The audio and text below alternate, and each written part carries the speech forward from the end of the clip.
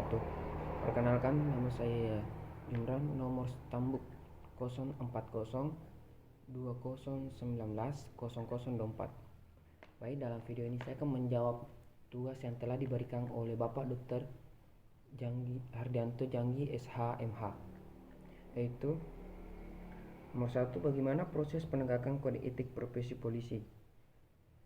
Itu yang pertama, pemeriksaan pendahuluan sebagaimana yang dimaksud pada ayat 2 huruf A dilaksanakan dengan cara audit investigasi, pemeriksaan, dan pemberkasan dan fungsi program Polri bidang pertanggungjawaban profesi.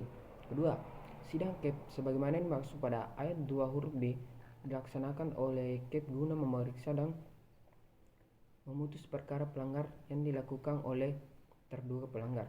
Ketiga, sidang komisi banding sebagaimana yang dimaksud pada ayat 2 huruf C dilaksanakan oleh komisi bidang guna memeriksa dan memutus keberatan yang dilakukan oleh pelanggar,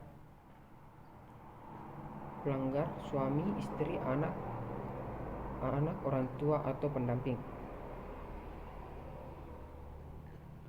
Keempat, setelah memperoleh keputusan dari atasan Rikum, penetapan administrasi penjatuhan hukum sebagaimana dimaksud pada ayat 2 huruf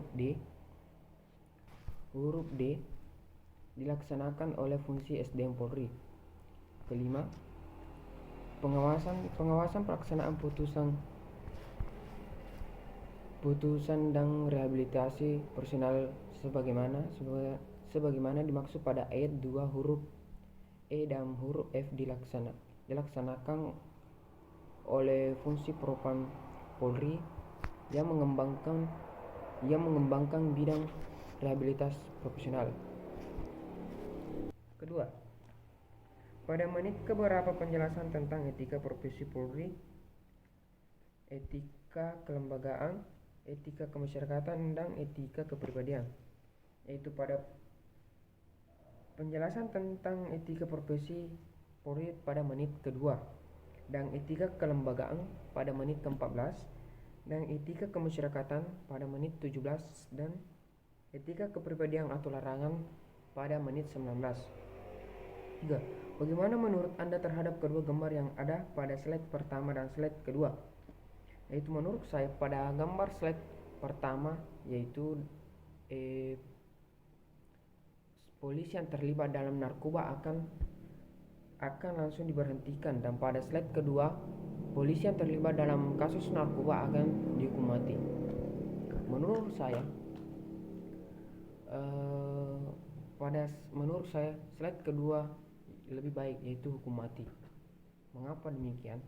Karena ketika polisi itu hanya diberhentikan, maka dia masih akan melakukan kejahatan tersebut dan tidak mungkin akan mengajak teman-teman yang ada pada polisi tersebut. 3. Apa yang menjadi dasar pengecualian terhadap putusan KEP? Yaitu yang pertama, benar-benar dilakukan untuk kepentingan tugas kepolisian. 2. Selaras dengan kewajiban hukum yang mengharuskan tindakan itu dilakukan. 3. Patut masuk akal dan termasuk dalam lingkungan jabatannya. 4. Layak berdasarkan keadaan yang memaksa. 5. Menghormati hak asasi manusia atau HAM.